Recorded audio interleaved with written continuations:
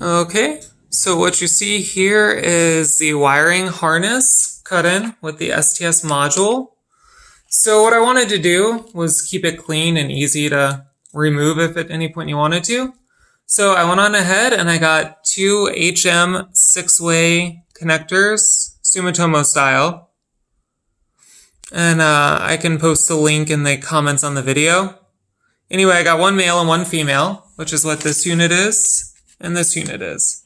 So essentially what this is going to do is go in line with the wire coming from the handlebar to the rest of the bike.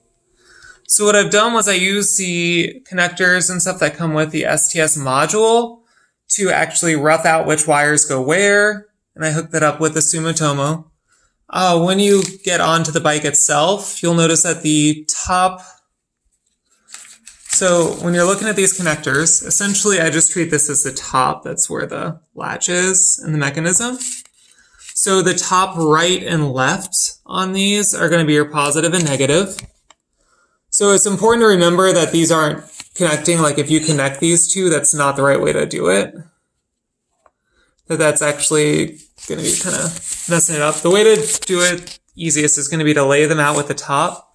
You know, on this other side, the top is this side here, which has a connecting pin to it.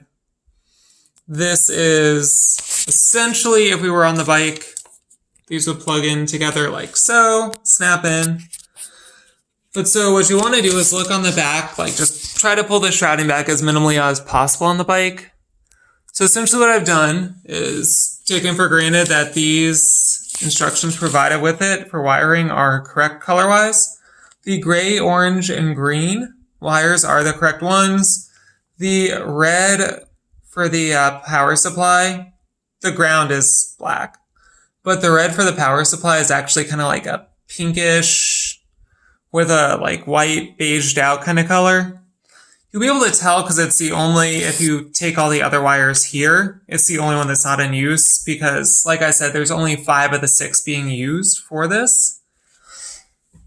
So, haven't quite figured out what I'm going to do to clean it up. Anyway, what I've done here is I took all the parts, I connected the right wires, and then just to make sure that I had everything right before I started soldering and heat shrinking and cutting wires and getting everything into the right size and shape to fit underneath there, I just went on ahead and used the provided connectors to hook up the Sumitomo switches the right way to make it so I could test it, make sure the STS module works. As far as putting in the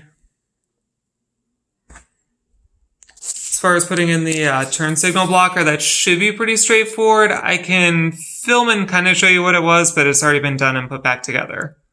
Anyway, at this point, what I'm going to do is go out. I realize I need some heat shrouding because the connector is right over the engine. And once I get all these wirings done, I don't want to have everything start melting because it's not quite protected from any radiant engine heat. As you probably realize, if you have a Z900rs, these bikes run hot. So I am a little bit nervous about that potentially being an issue, which is why I'm going to go out and get the heat shrouding for it, just so I can wrap it up, have it nice and tight. And then what I'm going to do once I have the heat shrouding is go on and clean all this up. I'm going to trim off my excess wiring. I'm going to directly solder the wires, cover it in electrical grease, and then heat shrink it down. And that should provide a long-term weather-tight protection for it. Especially with that dielectric grease, it really helps out, especially living in Florida. It's a lot of humidity that I don't have to deal with now. Anyway, so when we cut back in the video, it's going to show this all cleaned up, fixed up. And then we're going to be ready to mount it back on the bike and find a suitable flat location that we can use to actually install it. All right,